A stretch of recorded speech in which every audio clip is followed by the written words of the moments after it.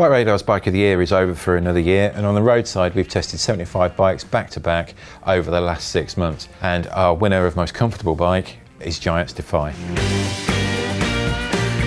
Giant Defy is actually their biggest selling bike. Now the Propel and the TCR, both aero and super light race bikes that all the pros ride, may get all the kudos, but it's the Defy that is probably the most important to the company. Whenever a new Defy comes out, you know it's going to be a really well thought out, really cleverly designed, really high grade machine.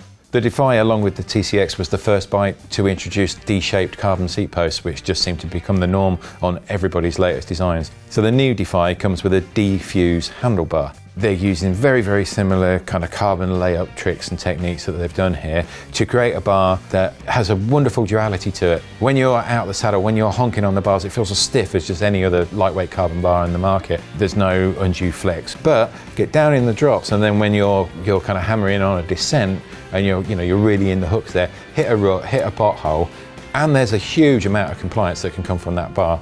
Quite simply, when you pull on it, it's stiff. When you push on it, it flexes. It's a really, really clever piece of design, and it adds a whole new dimension to comfort at the front end of this bike. If you look at the frame set itself, the frame and fork, it doesn't look too dissimilar from the previous generation model. The carbon construction of the frame has changed somewhat, and they've actually made this bike have a bit more compliance through the rear stays, yet they've increased stiffness at the bottom bracket. Feels like the old Defy, just turned up a little bit sharper, a little bit sweeter. They've integrated hidden mudguard mounts, which is a really nice thing to see. The bike actually comes with a removable bridge, so it's not a kind of halfway house mudguard that goes on the back, it's a proper mudguard with a proper mount. It's got more generous tyre clearance now. You can get a 32C tyre into this bike. Now this is the top end Defy. It's the Advanced Pro Zero. It's not a cheap bike, it's £4,500. But for that £4,500, you do get a full Shimano Ultegra Di2 group set. You're looking around £5,000 for the entry point for Ultegra Di2 on a premium bike from a premium brand. But here, alongside the Ultegra Di2, Giant are using their own SL carbon wheels. The bike comes set up tubeless. Very few companies do actually seem to send their bikes out tubeless. They always come tubeless ready, which means we're giving you some tubeless tyres, but we've put some inner tubes in it, so we've added a bit of weight. Yet, that's not the biggest factor in value for money on this bike. What is absolutely astonishing that they've been able to achieve with the Defy, Giant have chosen to introduce their own dual-sided power meter.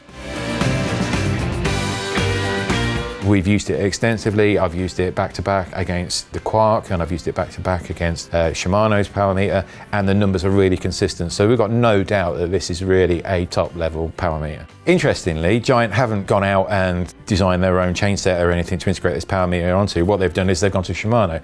And it's incredibly good to see on a £4,500 sportive bike. To put that in context, if you look at other bikes that come with a power meter, you've got a bike like Cannondale's System 6, which at £8,500 does come with a power meter, yet you have to pay to unlock the power meter technology. Or if you wanted a power meter fitted in a bike off the shelf, then you're looking at specialised S-Works bikes, the S-Works Tarmac or the S-Works Venge. Both of those bikes are in excess of £9,000.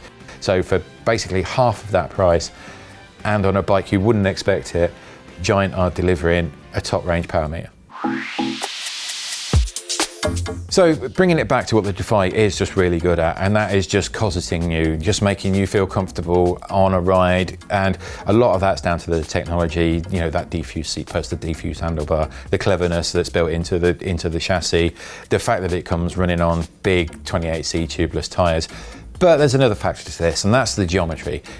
What Giant have done here is they've taken the existing Defy geometry, which was always a kind of sporty endurance bike that we've liked, and they've ever so slightly tweaked it. It's actually grown a little bit, but that's just to take into account that from the original Defy design to this one, the trend has been to bigger tyres. So it's 28C tyres rather than that original design, which would have been based around 23s. So what Giant have done is they've just gone, well, we want to retain the traits that have made the Defy so popular, made it their best-selling bike, and bring it to kind of this new generation, this new standard.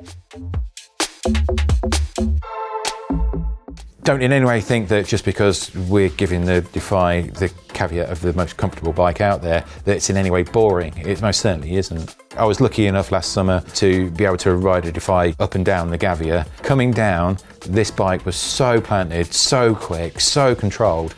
I just had an absolute blast on it. It's actually one of the finest descending bikes that I've ever ridden. It's up there with full-on race bikes in just how beautifully balanced it feels when it goes downhill.